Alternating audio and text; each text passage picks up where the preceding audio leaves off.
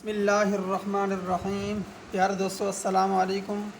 आज हमारे पास डेट 21 है और महीना जो है ना वो 6 जून है और ईयर जो है वो 21 है। तो आज हमारा कल हमने पढ़ा था कि सब्जेक्ट क्या होता है। उसके बाद हमने देखा कि ऑब्जेक्ट क्या होता है और उसके बाद हमने देखा था वर्ब क्या होता है। आज फिर आपको थोड़ा सा उसका मैं समरी बता दूं। कल हमने देखा था कि सब्जेक्ट जो होता है वो काम करने वाले को कहते हैं, करने वाले को।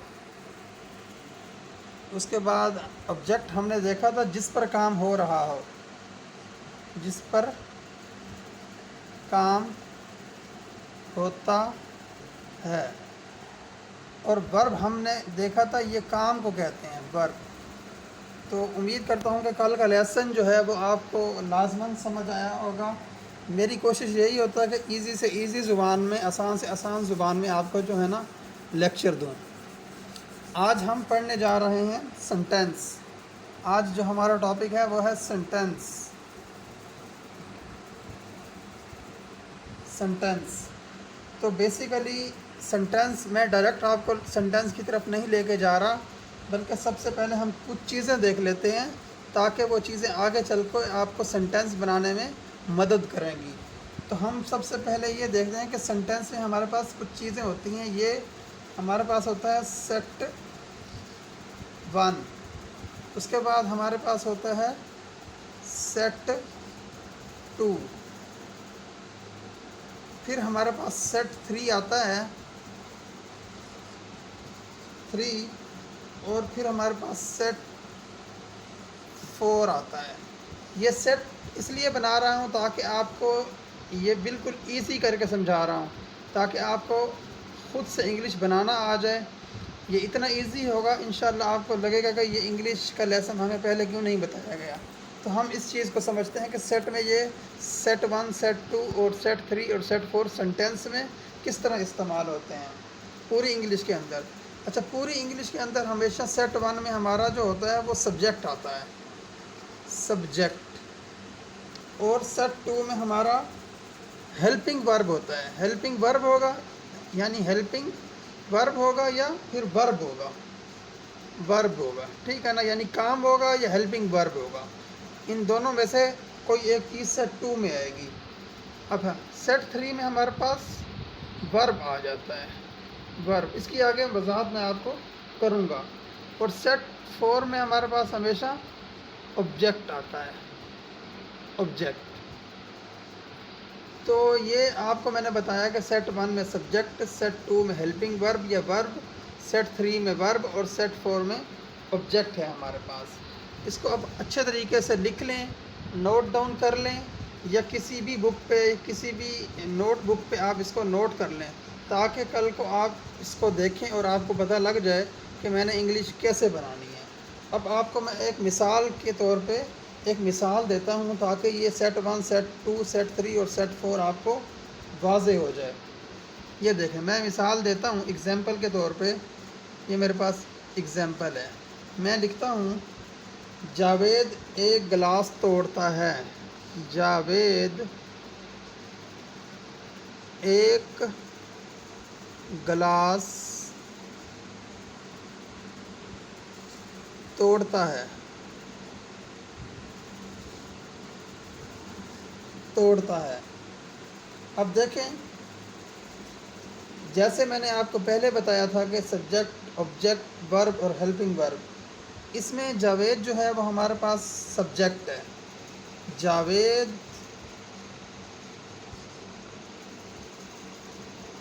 ब्रेक्स, BREAKS, ब्रेक्स आ ग्लास, GLASS, ग्लास। ये हमारे पास सब्जेक्ट है, ये हमारे पास वर्ब है और ये गिलास हमारे पास ऑब्जेक्ट है। अभी हम हेल्पिंग वर्ब की तरफ भी आएंगे। तो पहले मैंने आपको एक मॉडल बता दिया कि मॉडल क्या होता है, वो यही मॉडल है। अच्छा, ये सेंटेंस मैंने अभी आपको जो बताया कि सेट 1 सेट 2 सेट 3 सेट 4, तो हमारे पास ये देखें सेंटेंस सेंटेंस है हमारे पास।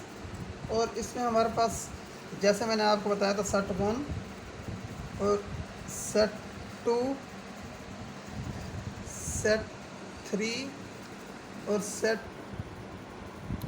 4 होते हैं। तो ये तो आपको पता है सब्जेक्ट आ गया इसमें सेट 1 में। और सेट 2 में हमारे पास जो चीज़ें आती हैं वो मैं आपको एक्सप्लेन कर रहा हूँ। हमारे पास आते हैं models, MODELS models, modes, MOODS modes. Spelling भी साथ साथ बोलते जा रहा हूँ ताकि अगर आपको लिखा हुआ समझ ना आए तो आप मेरे बोले हुए स्पेलिंग लिख लें। और सेट ये इसमें टेंसेस आते हैं, टेंसेस TENSES। और उसके बाद हमारे पास प्लस एस्पेक्ट आते हैं, एस्पेक्ट्स ASPECTS।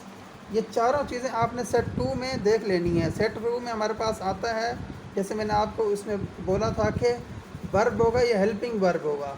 तो ये सेट 2 में ही का ये पार्ट है। इसमें हम models, modes, tenses plus aspect जो है ना वो इसमें मतलब हम देख रहे हैं। अच्छा, ये देखें हमारे पास जो मैंने आपको बताया था कि सेंटेंस के अंदर जो है ना वो सेट 2 होता है। सेट 2 में हमारे पास जो as a helping verb use होते हैं वो हेल्पिंग वर्ब के तौर पे जो है ना मॉडल्स यूज़ होते हैं, MODELS मॉडल्स। मॉडल्स को हम हेल्पिंग वर्ब भी कहते हैं, हेल्पिंग वर्ब। अब वो कौन कौन से होते हैं वो मैं अभी यहाँ पे एक्सप्लेन कर रहा हूँ। इसको आप नोट कर लें अगर करना चाहते हैं। मैं इसको मिटा रहा हूँ ये आपके सामने, और अब मैं आपको बताता हूँ कि मॉडल्स हमारे पास कौन कौन से होते हैं। MODELS models. इसको देखते जाएं साथ साथ। ये देखें पहले नंबर पे हमारे पास आता है कैन, CAN कैन। दूसरे नंबर पे हमारे पास आता है कुड, COULD कुड।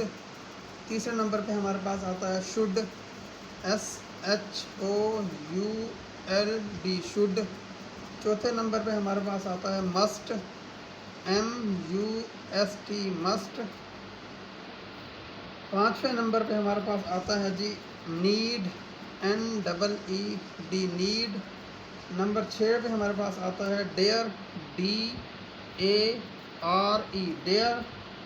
नंबर 7 पे हमारे पास आता है used to, USED used to. और नंबर 8 पे हमारे पास आता है, नंबर 8 पे हमारे पास आएगा वुड, WOULD वुड। ठीक है, ये वुड मैंने आपके सामने WOULD वुड वुड लिखा है। इसको वुड पढ़ते हैं, वुल्ड नहीं पढ़ते। बहुत से लोग इसमें गलती करते हैं, वुल्ड पढ़ते हैं, WOULD वुड। अच्छा, नंबर 9 पे हमारे पास जो है वो आता है मे, MAY मे। नंबर 10 पे हमारे पास जो आता है वो है माइट, MIGHT माइट। नंबर 11 पे हमारे पास जो है वो आता है विल, WILL विल। नंबर 12 पे हमारे पास आता है शेल। नंबर 12 पे हमारे पास शेल आता है, SHALL शेल। अच्छा, अब मैं ये आपको बता दूं, इनके साथ जब भी ये सेंटेंस के अंदर इस्तेमाल होंगे ये वाली चीज़ें, ये जब भी सेंटेंस के अंदर इस्तेमाल होंगे तो इसमें जो मतलब हेल्पिंग वर्ब इसके साथ यूज़ होगा। मेन वर्ब जो होता है, वर्ब की फ़र्स्ट फॉर्म यूज़ होगी। वर्ब जिसे हम बोलते हैं वर्ब, ये तो एज ए हेल्पिंग वर्ब इस्तेमाल होगा ना। इसके साथ जो वर्ब आएगा यानी काम वर्ब आएगा, उसमें वर्ब की हमेशा फर्स्ट फॉर्म इस्तेमाल होगी। फर्स्ट फॉर्म यानी वर्ब की फर्स्ट फॉर्म इस्तेमाल हम करेंगे। इसको आपने जहन में रखना है कि ये जो हमारे पास मॉडल्स हैं, जब हम इसको यूज़ करेंगे अपने सेंटेंस के अंदर तो इनके साथ अगर जो वर्ब है, वर्ब काम, उसकी फर्स्ट फॉर्म इस्तेमाल होगी। इन वर्ब्स क्या होते हैं ये भी मैं आगे चलकर आपको बताऊंगा कि वर्ब क्या होते हैं। फ़िलहाल आपने यही जहन में रखना है कि इसके साथ वर्ब की फर्स्ट फॉर्म इस्तेमाल होगी। अब मैं उम्मीद करता हूँ कि ये चीज़ आपको समझ में आ रही होगी कि ये क्या है, मतलब इनको कैसे इस्तेमाल करना। अगर आप चाहते हैं मैं बल्कि इसको इसके मीनिंग भी साथ आपको लिख देता हूँ कि इसकी उर्दू में क्या मीनिंग है, तो आपको ताकि आपको समझने में और आसानी हो। तो ये देखें, कैन का मतलब होता है सकता है, सकता, सकता, बल्कि ये था मैं ख़त्म कर देता हूँ, ये वाली सकता है। उर्दू थोड़ी सी वो हो गई है मिस्टेक, तो इसका मतलब मैं बता देता हूँ। ये मैंने लिखा है सकता है। अच्छा, कुड, अब कुड का मतलब है सकता था, सकता था, ये कुड का मतलब मैंने लिखा है। शुड, शुड का मतलब है ना चाहिए, ना चाहिए है, ना चाहिए है। शुड का मतलब हो गया ना चाहिए है। जब ये ना चाहिए फिक्रे में आएगा, इसका मतलब आपको शुड लगाना है। मस्ट, मस्ट का मतलब है ज़रूर, यानी किसी चीज़ पर ज़ोर दिया जा रहा है, ज़रूर ना चाहिए है, ज़रूर ना चाहिए है मतलब मस्ट, जिसने किसी बात पर ज़ोर दिया जाए, मस्ट ना, यानी इसका उर्दू में बनेगा ज़रूर ना चाहिए है। डेयर, अब यहाँ पे मैं पहले सॉरी नीड, नीड का मतलब जो है ना ने की ज़रूरत है। नीड का मतलब है ने की ज़रूरत है, ने की ज़रूरत है। ये यानी कि ने की ज़रूरत है जिस फिक्र के आखिर में आएगा तो उसमें हम नीड, नीड इसका मतलब नीड लिखेंगे। अब डेयर, डेयर का मतलब है ने की ज़रूरत कर सकते हैं, ने की ज़रूरत कर सकता है, ने की ज़रूरत कर सकता है, ये फिक्र में आएगा तो आपने डेयर लगाना है। डेयर्ड, अच्छा ये डेयर अगर मैं इसके आगे ई डी लगा दूं तो ये माजी में चला जाएगा, इसका मतलब है ने की ज़रूरत कर सकता था।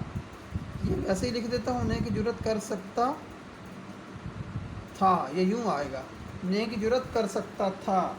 ये आपने जहन में रखना है, ये हम फिक्र में इस्तेमाल करेंगे जब सेंटेंस बनाएंगे। यूज्ड टू, इसको हम यूँ भी लिख सकते हैं, यूज्ड टू, गुड भी लिख सकते हैं, यूज टू या गुड, WOULD, गुड भी लिख सकते हैं, यूज टू भी लिख सकते हैं। इसका मतलब है माजी की आदत, माजी की, ये यहाँ लिख रहा हूँ ताकि जगह नहीं है आगे, माजी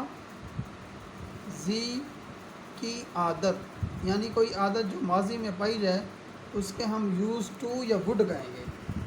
अच्छा, अब आगे है, ये वुड वही वाला है, ये मैंने यहाँ पे मिक्स करके लिख दिया है। आगे मे या माइट, मे का मतलब है शक, शक, कोई किसी जुमले में अगर शक बोला जाए, ये शक, शक हाल, हाल में, यानी अगर कोई किसी हाल की बात हो रही है, प्रेजेंट की बात हो रही है, तो उस फिक्रे में शक की बुनियाद पे बात हो रही है, तो उसमें हम मे का इस्तेमाल करेंगे। ये माइट जो है ना, शक माजी में, शक ये वाला शक वही आ जाएगा, आगे मैं माजी लिख देता हूँ, माजी में, शक माजी में माइट, माइट होगा। अच्छा, विल या शैल, इसका मतलब करेगा या करेगी, जैसे भी आप लिख लें। ये आगे दोनों फिक्रों में इस्तेमाल होंगे, ये मैं भी आपको आगे चल के बताऊंगा।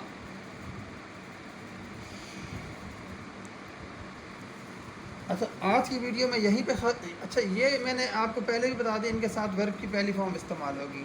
अब मैं इस लेक्चर को यहीं पे ख़त्म करता हूँ। मैं और उम्मीद करता हूँ कि इंशाल्लाह ये लेक्चर आपको बहुत अच्छा लगेगा, आपके लिए बहुत इन्फॉर्मेटिव होगा, और आपने इसको प्रैक्टिस करनी है, इसको देखना है, इसके नोट्स बनाने हैं, और ये बहुत आपके लिए मुफीद चीज़ है।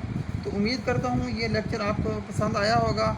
चैनल को सब्सक्राइब करें, मज़ीद लेक्चर देखने के लिए मेरे यूट्यूब चैनल को सब्सक्राइब करें, हाफिज़ अब्दुल रज़ाक। और ये एक प्ले लिस्ट में साथ साथ बनाऊँगा, उसको आपने फॉलो करते जाना है।